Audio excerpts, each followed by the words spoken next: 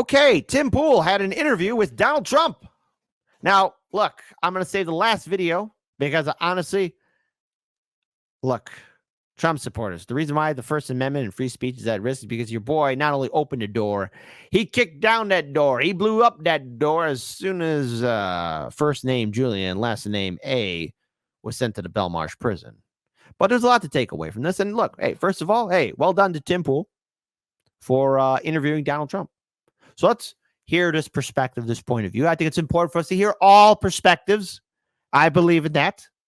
Now, I understand a lot of us are not fans of Trump or Tim Pool, but point is, this is an election cycle and things are going down. So let's go ahead and bring up this video here. And it starts with Tim Pool asking Donald Trump, hey, we got this thing called World War III in the horizon. And Trump says to him, I'm the only one that can stop it. Let's have democracy in the chat. Type 1 for Kit. Only Trump can stop World War III. Type 2. Man, I don't know. Somebody needs to stop it. I just don't know anymore. I wonder how many twos we'll get in the chat. So when it came to foreign policy, I'll be honest, I didn't vote for you in 2016. I was jaded. Obama let me down. I'm from Chicago. I thought 2016 was silly. And then in 2020, with the timeline for getting out of Afghanistan, right? When you tried to get our troops out of Syria, my question is, why are we in Syria? Who even knew? Yeah. And they lied to you and they lied to us about the number of troops in there. And so maybe it's a bit blunt for me to say I want to see people prosecuted for the lies to the American people. But in terms of foreign policy, perhaps it's a little bit of a biased interview, but I think you're the greatest president of my lifetime. Tim, you got something there. You got something there on your nose. Okay. You got something there. I appreciate it. And ending the wars that we should not have been involved in. Now the fear is World War III. Yeah. What are you looking at when you enter your next term to stopping the escalation? Well, first of all, I'm the only one that is going to stop World War III because this man can't put two sentences together. He doesn't know what he's doing, doesn't know where he is. And amazingly, it seems like he's going to be running. You know, it's a lot of people say, do you think he'll make it to the starting gate? Well, we'll see what happens. But if you look at Viktor Orban, because we don't want to see wars. I don't want to see wars. I was in no wars other than we finished a war with ISIS and we completed it 100% complete. But I don't want to see wars. I think it's so horrible, so unnecessary, so costly in terms of lives and money in that order. And destroying these countries, you know, you're destroying culture. When you look at Ukraine, that would have never happened if I were president. You look at the October 7th attack on Israel, it would have never happened. I look at your policies, I see secure the borders, bring jobs back. I look at the Democrats and many Republicans, and it's foreign war and foreign expansion. That's right. What is that? I think it's just a failed mentality. It's crazy. You can solve problems over a telephone. Instead, they start dropping bombs. I see recently they're dropping bombs all over Yemen. You don't have to do that. You can talk in such a way where they respect you and they listen to you. Viktor Orban of Hungary. Now hold on. Let's take this a step back. All right, because look, at the end of the day, I don't know what else to expect from Trump. If he could pull this off, now listen, I don't think he can. Maybe if he could, wow, talk about a miracle. But let's be very clear here, all right? You know, the media gave him a standing salute as soon as he ordered a missile strike in Syria. Because never forget, all of the media is saying, oh, now Trump's a president because he ordered a missile strike. And don't forget that little situation that he caused in Iran. Not once, but twice. I'll give him credit for it, especially way early on in his administration when he was initially going to order an aerial strike in Iran. When he called back his air forces and said, I don't like this. Because there was a situation that was happening in the straits there in which many supply ships were being derailed, or supposedly one supply ship got attacked. Very suspicious how that all went down. But nonetheless, these wars are destroying our economy. These wars are destroying our people.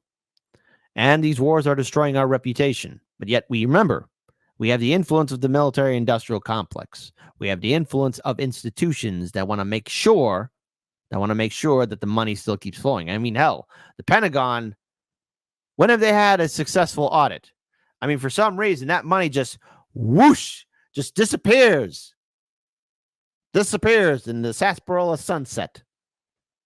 Grab yourself a nuke of Coke, because World War III seems to be around that corner. Or use that, you got people jumping up and down hoping that World War III comes around the corner. But hey, buy your spot in a Vault-Tec vault today. You know, the leader, they call Yeah. him a strong man. Who cares if he's a strong man or not a strong man? He's a very powerful guy. He said the problem the world has is that Donald Trump is no longer president. When he was president, China didn't play around, Russia didn't play around, nobody played around, and we had no problems. Today, the whole world is on fire. Listen, in comparison to his colleagues who were running in the Republican primary, he comes off as pretty much reasonable. But again, never forget that Trump is a politician. At one point, he used to be a Democrat, just like a lot of Democrats used to be Republicans. It's vice versa, in and out. All of them are part of that one big club, and you ain't in it. And while the economy is really the number one issue, many people are ever fearful of the sequel we've all been dreading for. But this wouldn't be a Donald Trump interview where he's not able to bring up, that's right, everybody's favorite, Hill Dog herself. I got one big question for you. So part of my family comes from Korea. Good. And you did what I think is one of the most tremendous things. You crossed the demilitarized zone into North Korea with no security as a sign of goodwill and peace with the hostile nation. And I've had people tell me it never happened. So I think people need to know about it. I'm wondering if you can just tell me how did that happen? How did it come to be? And it hasn't happened since. Yeah. And when I met with, with the handoff, you sort of meet with the previous president for a period of time. The meeting lasted for quite a while. With President Obama, you sit in the Oval Office and you talk, and the press is outside, and you talk for a little while. He said the single greatest threat we have is North Korea. And I said, have you called them? Have you tried to talk to them? Little things like that. And didn't matter what the answer was. He felt that was the single biggest threat in the world was North Korea. And as you know, there was certain hostility when I first started, and all of a sudden, You called him Rocket Man, for Christ's sake, which was, on the one hand, kind of funny. On the other hand, what the hell are you doing? He called the man This is the same guy who retweeted an image. He didn't make it, but this is the same dude, president, who retweeted an image of his face on Rocky Balboa's body, okay? I mean, come on, America. I think we could do so much better than Biden and Trump. No one's excited for this 2020 rematch. No one's excited to see two old men fight over a cold bowl of potato soup. Nobody is. And that cold bowl of potato soup is America. sudden it boiled down to something that was very beautiful, the way it happened. And I got along with him very well. And I will say that if Hillary won that race, you would have had a nuclear war and millions of people would have been killed.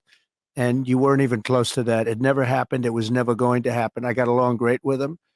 And it just never was going to happen. On the one hand, look, I just got to say this in regards to the 2016 election cycle. I will never forget Philadelphia. And this is when I was still idealistic about Bernie Sanders. You know, I'll never forget how Democrats and Clinton supporters were abusing and harassing and assaulting Bernie Sanders supporters, delegates, and volunteers, and even going after Green Party people as well. I remember seeing that, the violence there. Yes, there was violence. There wasn't peace and love. If you go back in the Wayback Machine from 2016, when you had all the diehard Hill Dog supporters to vote blue, no matter who, people, they're saying there's peace and love and everything. No, there wasn't. No, baby, there was no peace and love at the DNC convention in Philadelphia at the Wells Fargo Center. I remember it. I saw it. I was there. So was Daniel. We saw the whole thing. There wasn't peace and love at the DNC convention in Philadelphia at the Wells Fargo Center. That was non-existent. And I remember walking out of there enraged and furious and thinking to myself, there's a 50-50 chance that Donald Trump could win this thing. And you know what? Secretly, after everything I saw, how the Democrats acted, how the Democrats were roadblocking Bernie Sanders, and obviously the DNC was working with the Clinton campaign to deny Bernie Sanders a nomination, I was thinking, like, you know what? Just for karma, the Hill Dog should lose. And I got to tell you, I wasn't crying. I kind of smirked to myself and laughed. And I was just thinking of all the people saying, oh, Kit, how dare you say that Hillary Clinton can lose? In the back of my mind, I'm just thinking, I told you so. My one big regret is I didn't cook myself a steak dinner on that election night. And I got to tell you, when this election night is over, no matter who wins, I'm going to be the real winner because I'm going to cook myself a nice ribeye steak. That's how you win. That's how you truly win, by living your best life and moving on with a situation that's understandably out of my control and out of your control. But before we end this segment, there's one thing in particular. Trump supporters, listen. Here's my number one criticism with your boy here, Donald Trump, the orange boogeyman. Boogie, boogie, boogie. Your boy almost, hell. He's one of the contributing factors who either got tricked, if you want to be nice about it, or either that went along with it willingly because he's part of that whole establishment system, and he is, because he knows who all these people are. With the First Amendment, never forget what happened to first name Julian, last name Assange. Because, look, this is becoming a front and center issue, and I got to give a huge shout out to this wonderful person. And listen, folks, please follow her on all her social media because she's been one of the dauntless few. One of the real people, one of the real ones, all right? Comrade Misty, Sarcasm Stardust. Follow her on all her social media as a favor for me. We got 362 people watching. Hey, just give her a boost, okay? This is somebody who's been talking about the freedom for Julian Assange, who's been consistent holding rallies and events, and this is becoming a front issue. Now, she says this, and I absolutely 100% agree with her on this statement, and I believe it's correct. He absolutely cannot be trusted. He's full of shite. And everyone knows it, but we could still use this to build momentum to free Julian Assange. And I got to give a huge shout out to Tim Pool for asking this question, okay? Listen, I might have my disagreements with the guy, and yes, he's from Chicago too, right? But I'm glad he brought it up. One more big one. Will you pardon Julian Assange? Well, I'm going to talk about that today, and we're going to give it very serious consideration. You ordered him to be arrested, taken out of the Ecuadorian embassy. You fool. I don't know who the last, because again, maybe Trump was just pushed along and tricked and encouraged, and I'm being generous with that. And I could hear Misty rolling her eyes at me. I'm sorry, Misty. I'm sorry. I'm just trying to do two different scenarios here, okay? If anyone defer to Misty, she is the 100% expert on this one, okay? But maybe Trump got tricked. Okay, Trump, you fool, you got tricked. You made a big old oopsie to the First Amendment, okay? This man's life, Assange, has been ruined. Time for him to come home. Or number two, he went along with it. To which I'd say, diehard Trump supporters, listen, you got to be for free speech, okay? And Julian did nothing wrong. And we're going to have a couple of other things to say in this speech that I think you're going to love. Hold on, let's rewind it again. Assange. Well, I'm going to talk about that today, and we're going to give it very serious consideration. And we're going to have a couple of other things to say in this speech that I think you're going to love. I've heard some rumors. And you've gotten so much out of me, I should leave a little bit for the speech, don't you think? Mr. President, it is an honor and a privilege. I My really do honor. appreciate you sitting And down you're with very me. respected, I have to say. When I Thank you. did a little research, Yeah. and some of my guys said, and I met you before, but Yeah. they said just a very respected guy. It's my Let's have democracy in the chat. Type one for hey man, Tim Pool handled that interview maturely. He handled it great, and he just went off, lived his best life after that. Type two, he went to bed smiling. Donald Trump said I was the best. And I just dreamt of replaying that moment over and over again. So what can we take away from this? Okay, so those were just 3 highlight videos. There's a full video out there in which Tim Pool interviewed Donald Trump. And I encourage all you, my viewing audience. Yes, I encourage all of you, because that's what I encourage out of all of my viewing audience members, to look at different sources of information, different political viewpoints, because that's way you become more well-rounded and more of a educated individual, because you should be. I'm not asking you to agree with people. I'm asking you to see other people's perspectives and points of view. Okay? And I think from what we've seen here with Donald Trump, I mean, at least, in comparison to Biden and this ridiculous crisis of ongoing forever wars, we got to have a conversation. Do I trust Trump to follow through? No, because he's part of the political system. You can't trust any of these politicians, Democrat or Republican. You can't trust them to do the right thing. Now, maybe we'll see a reverse in things. But that's a maybe, okay? You could what if all day long. As soon as they get into the White House, be it Trump or Biden or whoever, at the end of the day, we are powerless to just control what the president will and will not do. And hopefully there could be peace in our time. Hopefully there's a de-escalation, the end of wars. Wouldn't that be a sight to see? But more importantly, besides the ending of these wars, the protection of a right to be critical for a real free press. And unfortunately, Donald Trump played a very big role in the arrest of first name Julian, last name Assange. And that man must be free. Not one more second. Not one more second in the Belmarsh prison.